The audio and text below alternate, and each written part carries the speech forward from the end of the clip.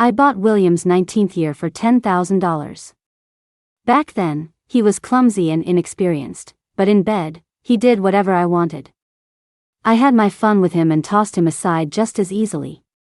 6 years later, he's an A-list movie star, and I'm a top-tier actress. In public, we trade barbs. Behind the scenes, we fight over projects. Sharing a stage is a guaranteed bloodbath. During an interview, someone intentionally asked about our private relationship. I chuckled. We're not close. He looked indifferent.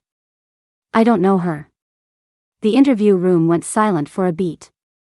Then the host's laughter broke the tension as he tried to smooth things over. William is just kidding, of course you know each other. Speaking of which, the audience would love to see you two work together.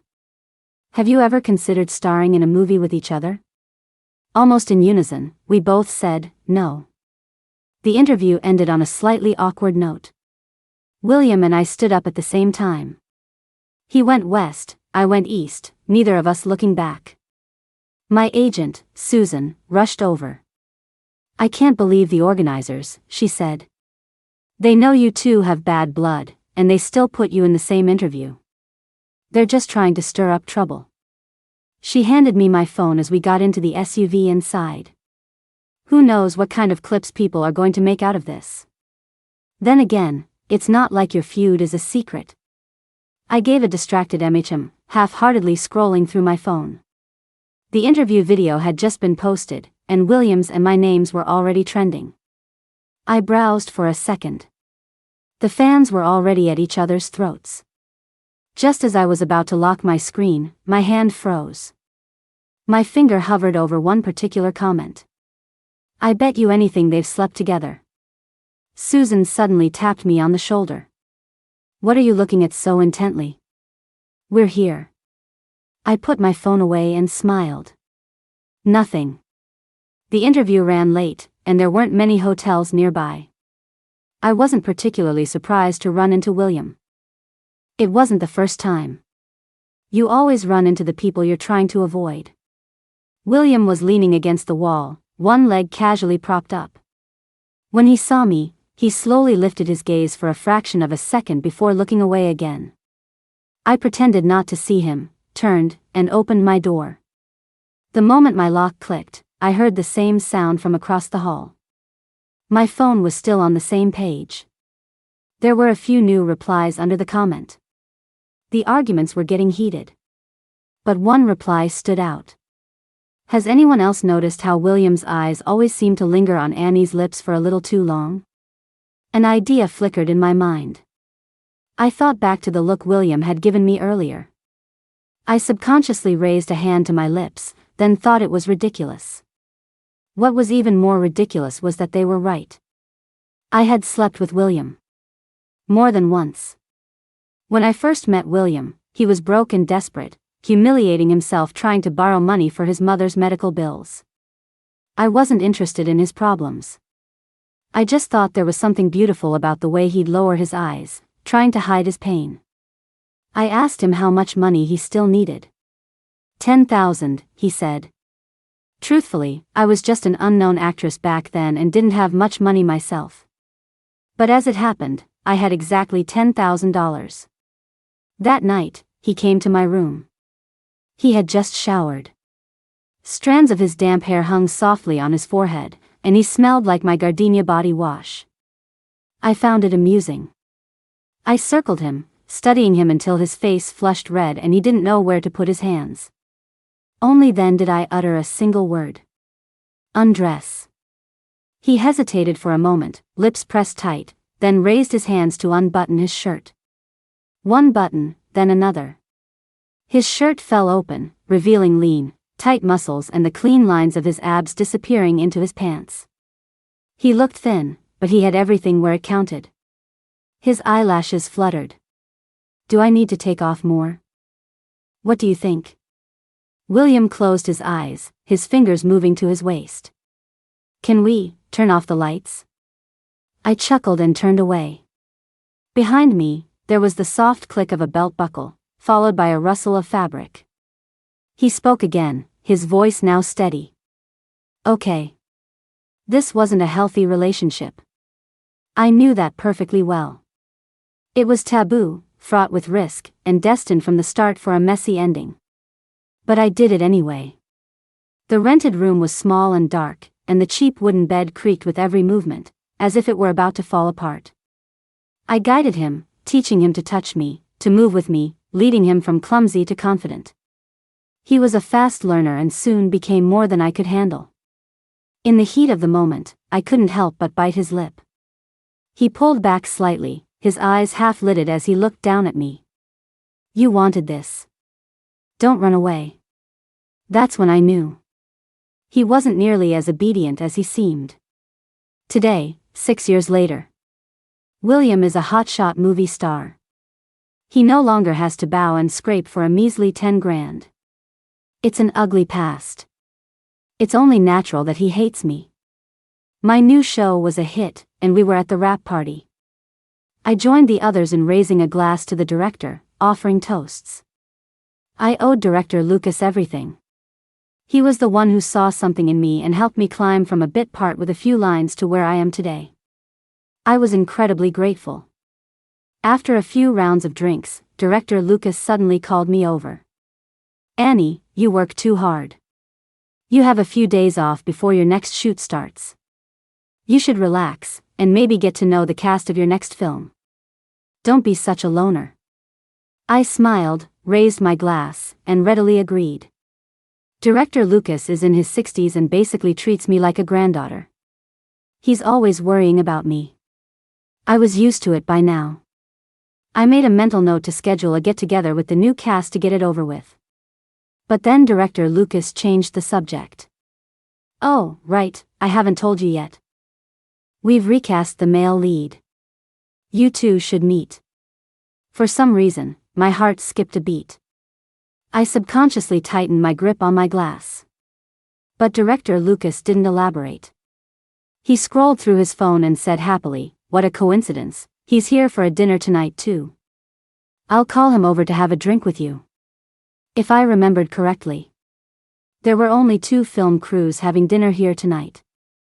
I lowered my eyes, trying to think of an excuse to leave early. Just as I stood up to go, someone pushed the door open. Our eyes met for half a second before he looked away. William raised his glass. "Director Lucas, it's been a while." "Come, William, this is Annie. She's worked with me for a while, too. I don't think you two have worked together before, have you? This is a great chance to get acquainted." "A pleasure," William said, his expression unchanged. My heart couldn't help but beat a little faster. Back then, in bed, he would never say my name, preferring the distant, awkward Mississippi Miller over and over. It was his way of drawing a clear line between us. Unfortunately, it backfired, making me recall certain tangled, desperate moments right now. I wondered if he regretted it. I shook William's hand. Our touch was brief. Director Lucas is older, after all, and doesn't follow the tabloids. He didn't know that since William's debut, he'd take any role in a good script, no matter the genre. But he had one well-known rule: me. He wouldn't even consider a script if I was attached to it. But this time, Director Lucas had cast me directly without holding public auditions. For once, William had slipped up. The moment William appeared, the mood at the table shifted. Everyone silently clinked glasses, but their eyes kept darting in our direction. But Director Lucas was oblivious. He patted the back of my hand. "You two are around the same age, you should get along well. This is William's first time on my set, so don't you go bullying him." I almost laughed out loud and could only nod. Director Lucas was back to his old matchmaking habits. He winked at me. "I hear you two even went to the same college?" TSK, it's fate. Who knows, maybe one day I'll be drinking at your wedding." William cut in smoothly, "You're joking, Director Lucas. I'm about to get engaged." Someone's ringtone suddenly shattered the silence. It was a breakup anthem, playing over and over. I froze for a second, but my smile didn't waver. Like a perfect stranger, I said politely, "Congratulations." Director Lucas scratched his head awkwardly. "Oh, my bad, my bad. So, Annie, what about that guy I introduced you to? How's that going?" As if he'd suddenly lost interest in pretending not to know me, William, who'd been competing with God knows who, looked up. His eyes fixed on me. My face was starting to ache from smiling. But I didn't look away. It was late by the time the party ended.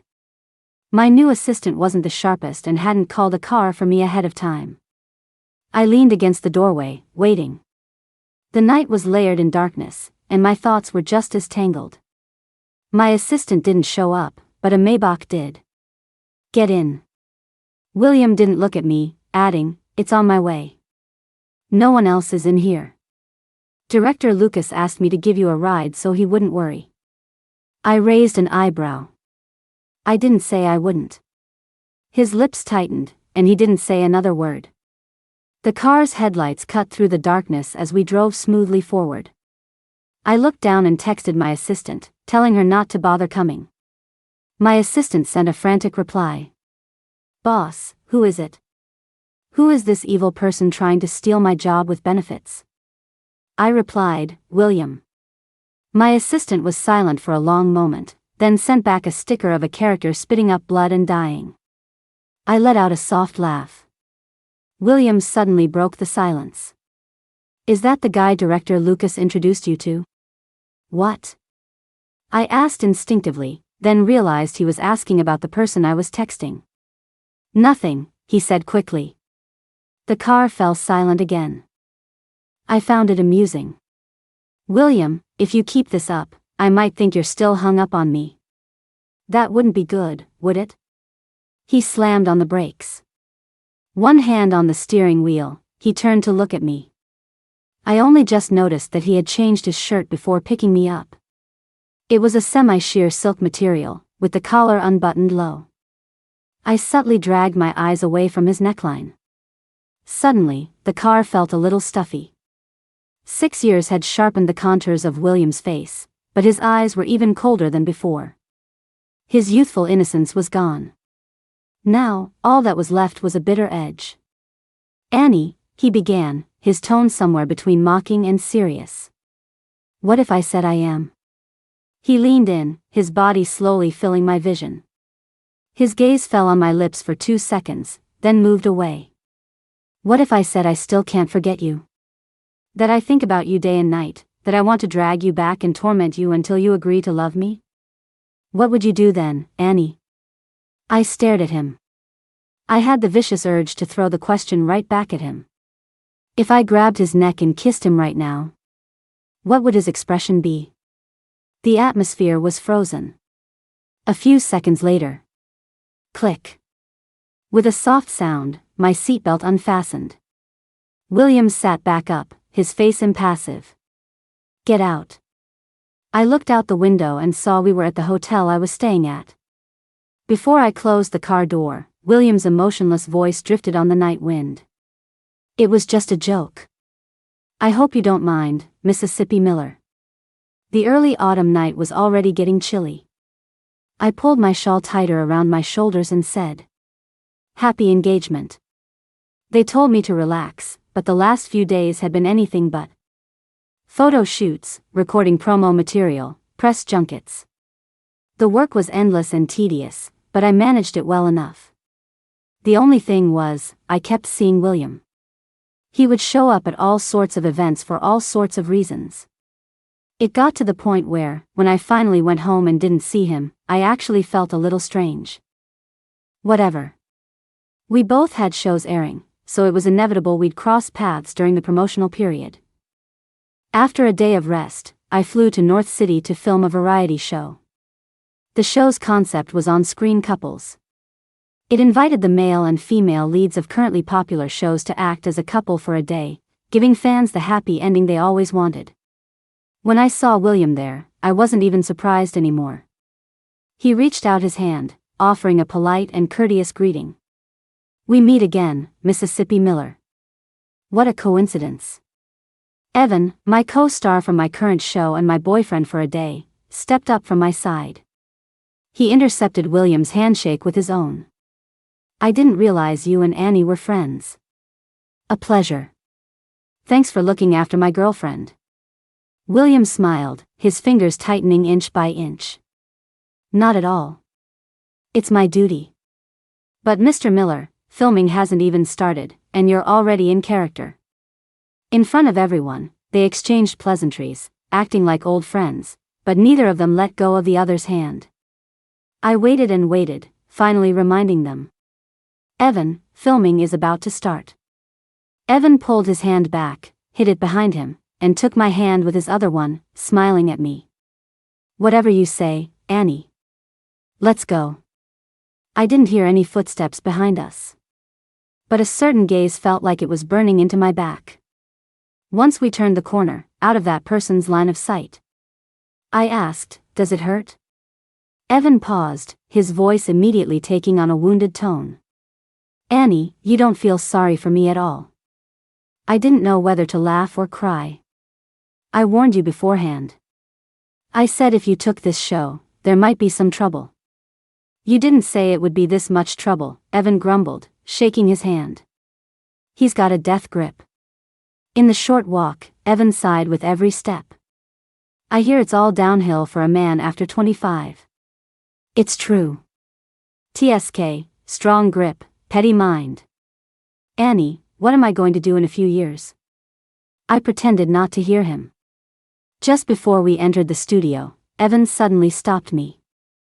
"Annie, wouldn't you say I indirectly helped you solve a little problem? A small reward wouldn't be too much to ask, would it?" "What do you want?" I asked casually. He was silent for a few seconds, then pushed me into the studio. "Never mind. I'll put it on your tab." The staff fitted us with heart rate monitor bracelets. They would sound an alarm if our heart rate exceeded a certain limit. If it went off, we'd have to accept a penalty. It was a standard gimmick for the show, and we couldn't take them off until filming was over. I didn't mind, but Evan seemed a little uncomfortable. He sat in the chair across from me. The 30-second no blinking, no heart racing challenge began. 20 seconds passed without incident. The way Evan was holding his breath and concentrating was actually pretty funny. I laughed out loud. "Do you have to be so nervous?" I asked him. The next second, a continuous beeping cut through the silence. Evan choked on a breath, coughing up a storm.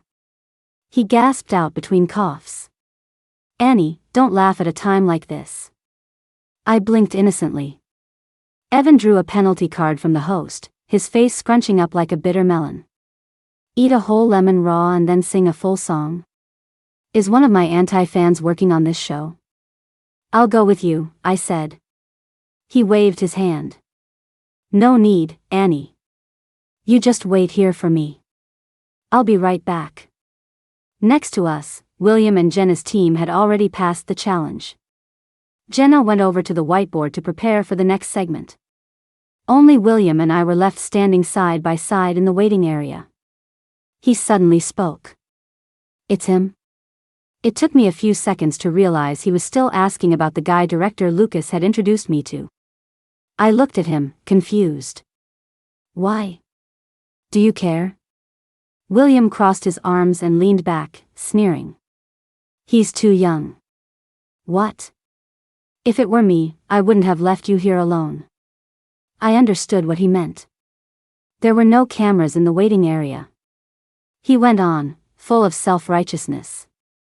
"Young people are just reckless, impulsive, and don't think about the consequences. He's not even thinking about your career." I turned my head to study him and scoffed. "And what about you, William? When you were 19, weren't you reckless and impulsive?" 6 years ago, the night before I left. William found the suitcase and plane ticket I had hidden. Fat snowflakes were falling outside the window. He stared at me. "You're just going to leave after you've had your fun?" I didn't confirm or deny it. He grabbed my wrist, pulling me into his arms, his voice trembling. "Annie, what the hell am I to you?" I reached up and patted his cheek condescendingly. We were just a financial arrangement from the start, weren't we? Now that the debt is paid, you should be happy. He froze, his hands falling away limply. I walked around him and started packing. It was better that he found out. It saved me the trouble of sneaking around. After a long time, he finally asked, "Why?" I pressed my lips together and stuffed a folded shirt into the suitcase. "I'm bored." What other reason could there be? Let me try again. He came closer, his hands sliding up my leg under my dress. I can do better. William had always been so rigid and controlled in bed, so unimaginative. But that night, he used every trick he knew, swallowing his pride to beg and please me. I thought I was going to die. At the peak of it all, I finally broke. I said I wouldn't leave. He let out a low laugh, but his movements didn't stop. In the dead of night, he was still holding me tight. He whispered in my ear, "Annie, if you dare leave, I'll make sure you die." I whimpered and nodded. He fell asleep, his brow still furrowed. I slipped out of bed as quietly as I could, grabbed my suitcase, and left. At least tonight, he would get a good night's sleep. The snow had stopped. And I still abandoned him.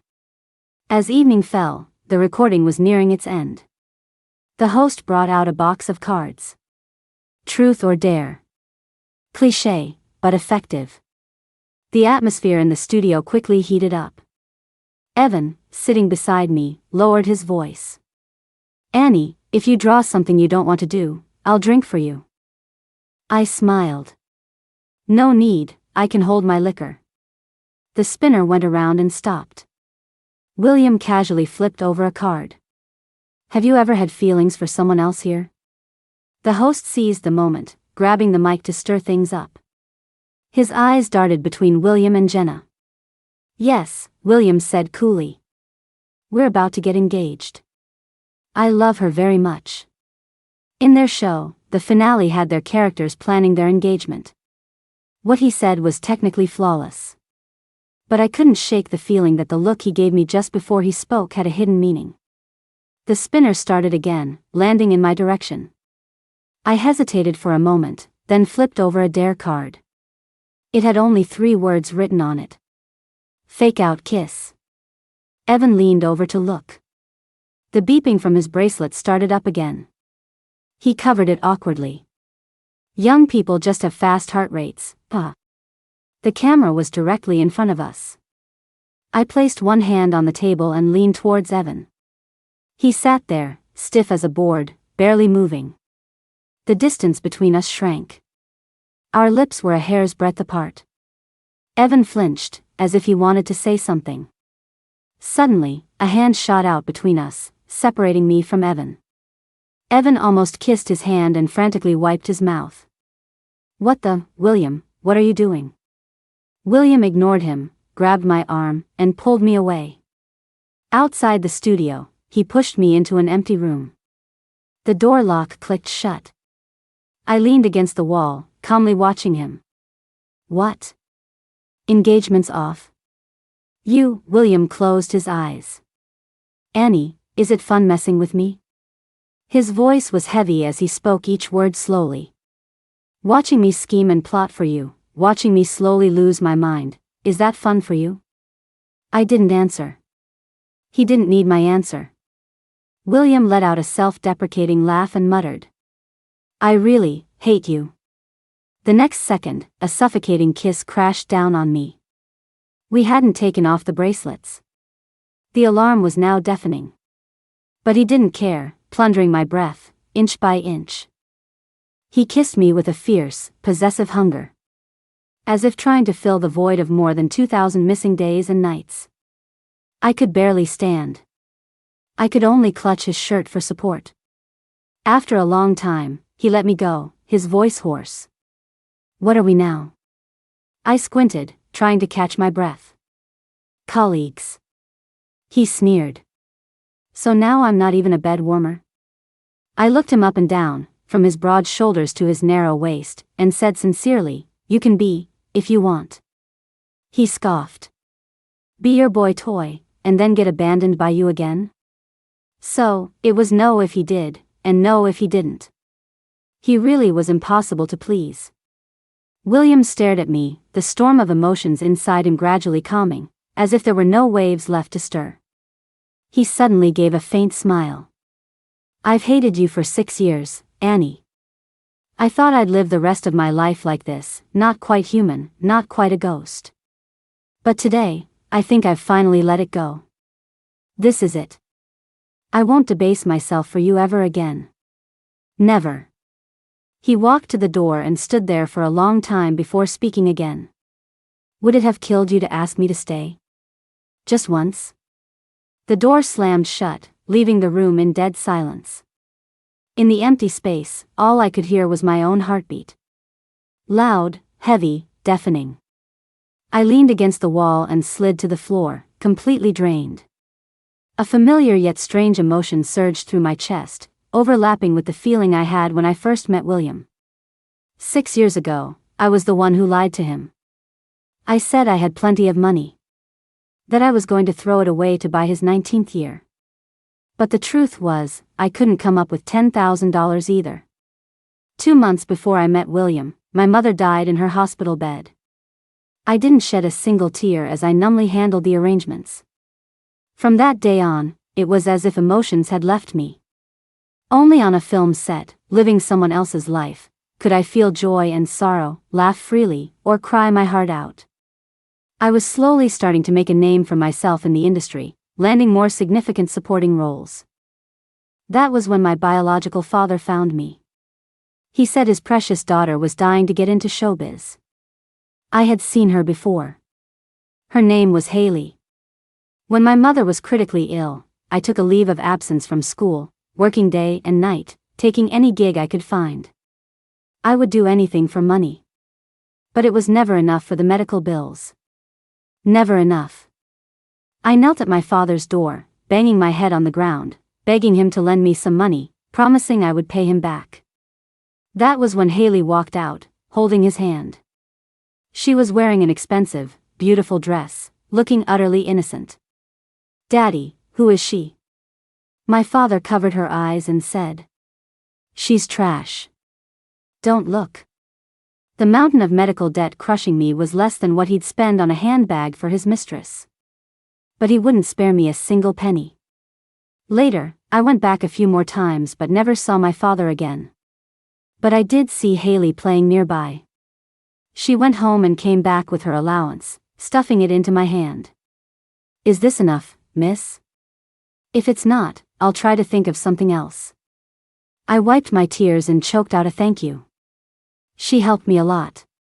She gave my mother a little more time. Until my father found out. Haley and I looked somewhat alike. That was why he came to me this time. "You and Haley look similar. If she enters the entertainment industry, you'll be in her way."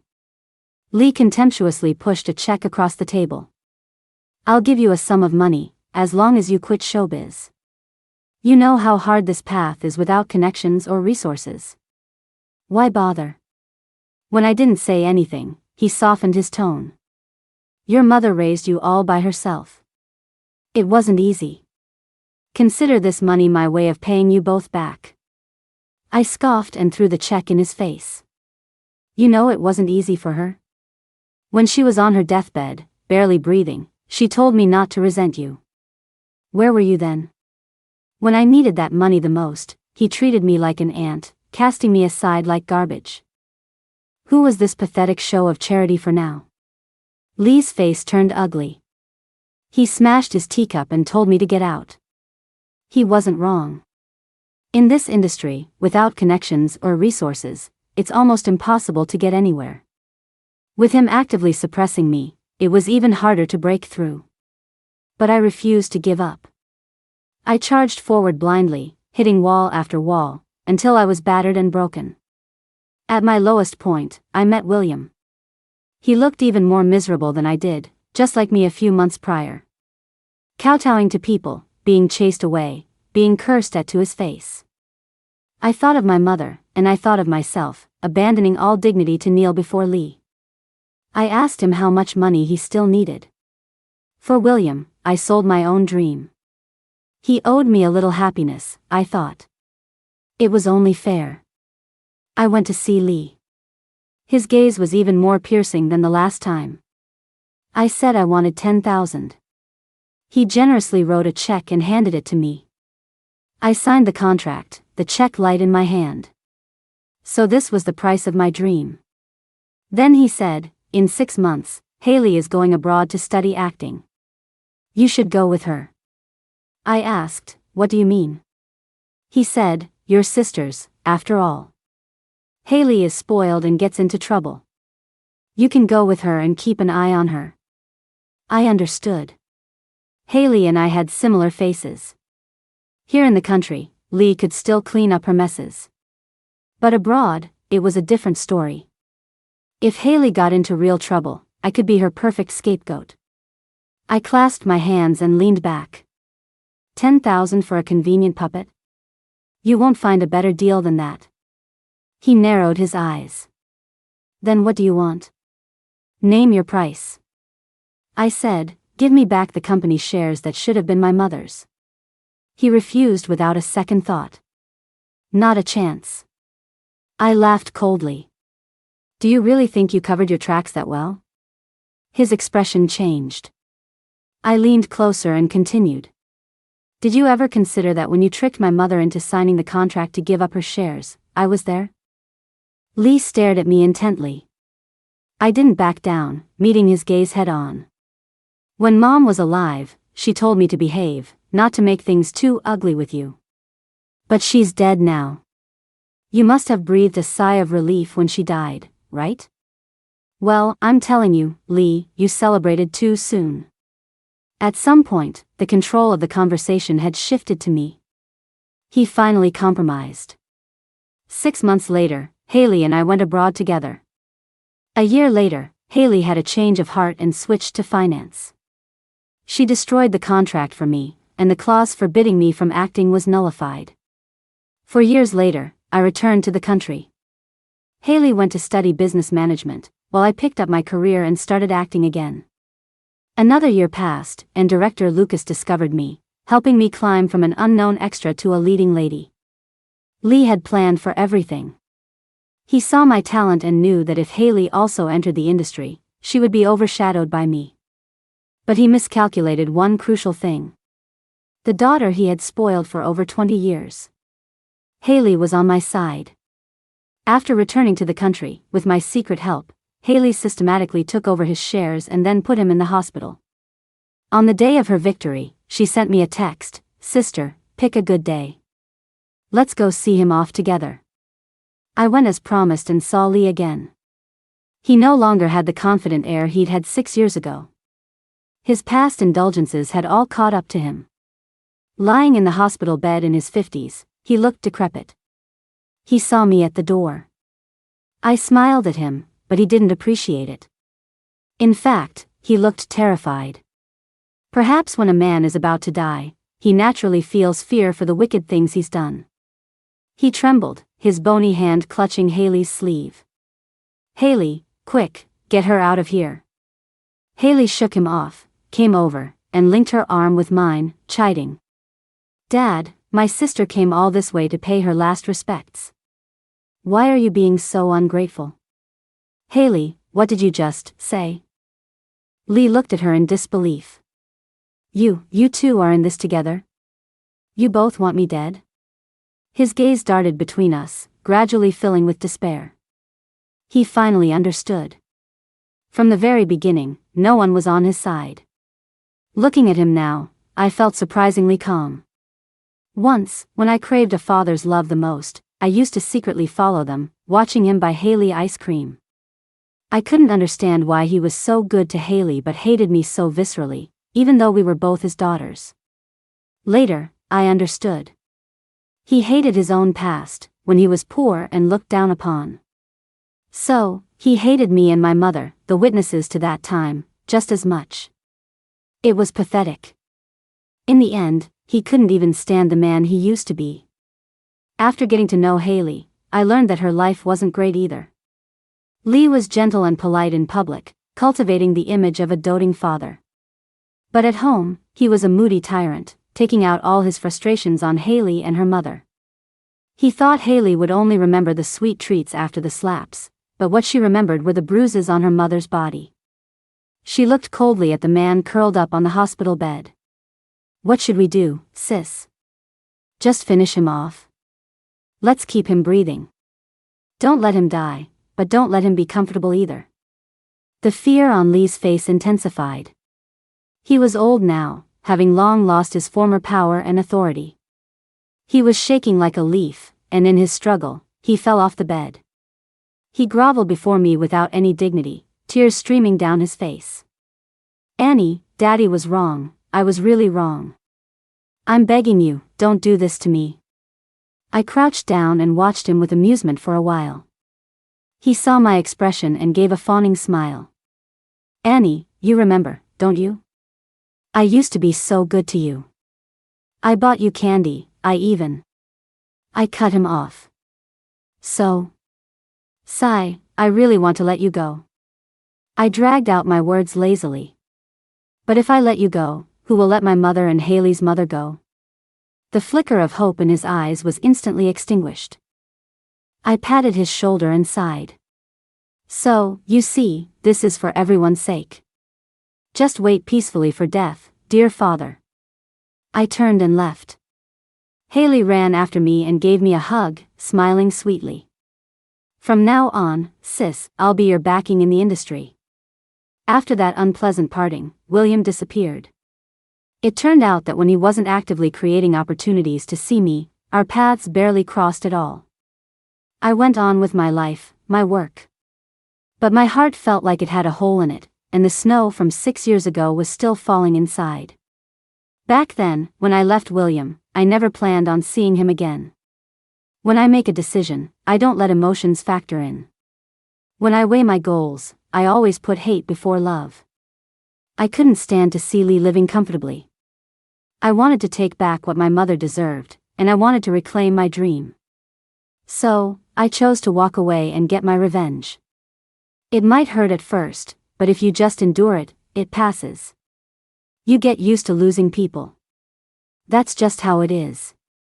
But this time, I couldn't seem to get used to it. I kept seeing William's face in my mind, the way he looked at me, smiled at me, talked to me.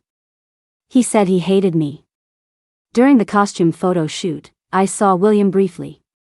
He didn't look well. I wanted to say something, but he spoke first. "Haley came to see me. She told me some things. Annie, you never told me about your mother, or where that $10,000 came from." I stared at him, stunned. He was looking down, his voice trembling almost imperceptibly. "It turns out, I don't know you very well either. I used to think I wasn't worthy of loving you. But now, it feels like I've lost the right to even hate you." He took a deep breath, buried his face in his hands, and was silent for a long time before asking in a hoarse voice. "Annie, what am I supposed to do now?" I didn't know either. What was there to do about us? I cleared my schedule and rested at home for 2 days.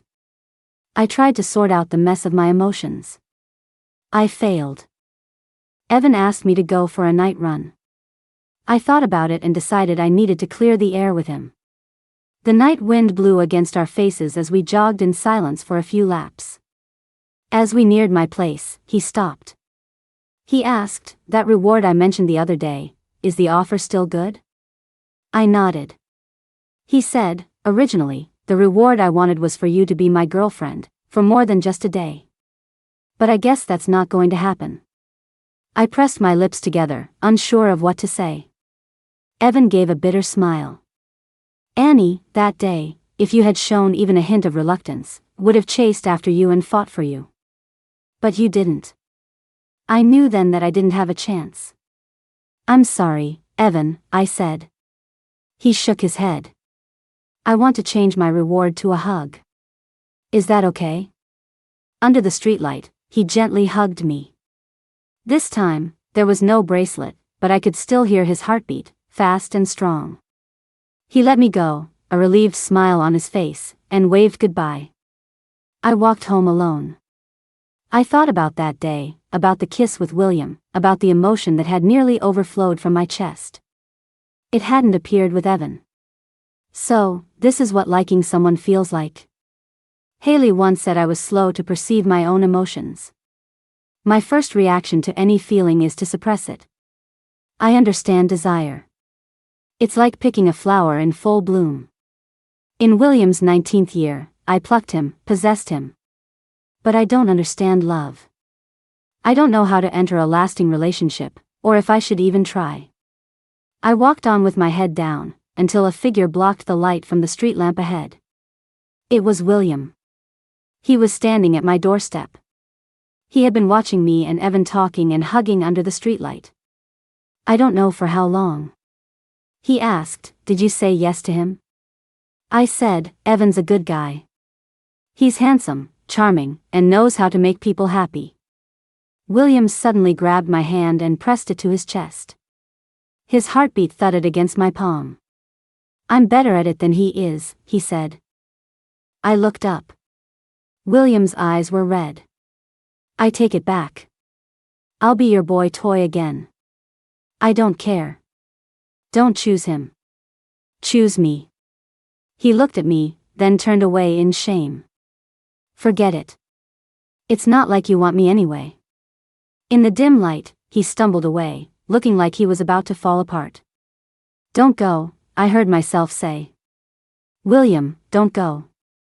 I watched nervously as he stopped in his tracks. I had no idea if asking him to stay was the right thing to do, or if it would even work. Until he pulled me into a tight embrace, hot tears falling onto my neck. He said he was going to hate me to death. I thought, people don't kiss those they hate. Maybe he just loved me, and it was a painful kind of love. We stumbled through the door and into the bedroom in a tangle of limbs. He spent the whole night ravishing me. I was the one being tormented, but he was the one crying. "Annie, you're so manipulative. You said 2 words and you've got me wrapped around your finger like a dog. Are you satisfied now?" I looked quietly into his eyes. "I wasn't playing with you. William, I'm in love with you." His breath hitched. He leaned down and pecked at my lips. "I really am, I'm completely ruined by you for life." When I opened my eyes again, it was already afternoon. William fed me while I told him everything that had happened over the past 6 years. My throat was dry by the time I finally finished. He said, "I have one more question for you." I nodded, signaling him to ask away. "That guy director Lucas introduced you to, who was he?" I choked for a second. "Is that important?" You hesitated for 0.7 seconds. In that time, were you thinking about me, or about him? I fell silent. What was he even rambling about? I didn't understand. I leaned in and kissed him. A few minutes later, neither of us could be bothered with such trivial details. When the variety show aired, the viewership numbers exploded. Fans were shipping us under a microscope. The more they looked, the more they felt something was off. William's heart rate had remained calm and steady throughout, only spiking when I drew the dare card. And then, the show just ended abruptly. Those 2 old comments were even dug up. "I bet you anything they've slept together." Has anyone else noticed how William's eyes always seem to linger on Annie's lips for a little too long? Following the clues, fans rewatched every video of William and me on stage together. They were shocked to find that the comments were true. By then, William and I were already filming our new movie. We rode the insane wave of publicity, announced our relationship and our upcoming engagement, and promoted our new film at the same time. The internet blew up. "You said you were rivals." I'm the only one who believed it. Didn't one of you say, "not close," and the other say, "don't know her"? Do you people know what those words mean? I don't get it, but I know I wouldn't date a stranger. Director Lucas saw the trending topics. He looked at me, then at William, in disbelief. He asked me, "So, you and William knew each other all along?" I looked down and studied my fingerprints. Then he asked William, "So, the person you said you were engaged to was actually Annie?" William turned his face away and said nothing. Director Lucas laughed, half in anger. I'm going to report you two for elder abuse. William and I flanked him, patting his back to calm him down. After a lot of coaxing, he finally stomped off, still fuming. Our engagement day was bright and sunny. Director Lucas was our officiant. Haley was in the audience, leading the applause. William and I looked at each other and smiled. The snow that had been falling in his heart for 6 long years finally stopped at this moment. From now on, every day would be a beautiful day.